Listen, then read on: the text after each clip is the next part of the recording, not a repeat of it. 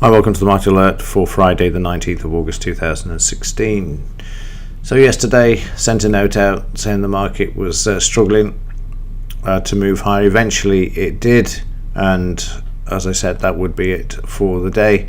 The market then came back about 60 points and then found support and then headed back to the upside, and ever since then the market's been stuck in this range. You can see how narrow the range is.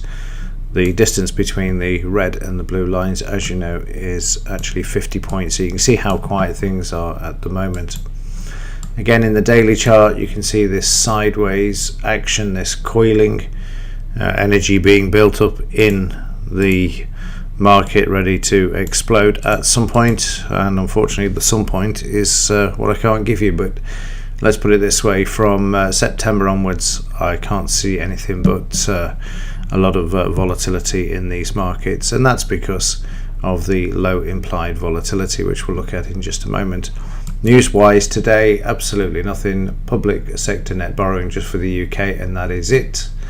And it's a case of well, the same as we've had for the last week, really. Might have some activity for the first hour, and then after that it will be likely to be sideways unless there's some sort of news that comes out with regards to the Italian banks. Seems to be a bit of an issue with them again, even though apparently they've been bailed out. There is an issue with some investigation, so you just don't know what's going to actually hit the wire with regards to such things, or anything of a geopolitical nature. But I wouldn't expect too much, which could obviously be the famous last words, but at the moment nothing official to be announced. And then the implied volatility, 913, the low is 910 on the 15th of August, and you can see again we've got this coiling as markets move sideways there, and also a new low in the historic volatility as well at 685 as well. So we're making new lows in the implied and the historic volatility, which is going to be interesting. The lower this goes, the bigger the volatility and the breakout will be to the downside for the Dow.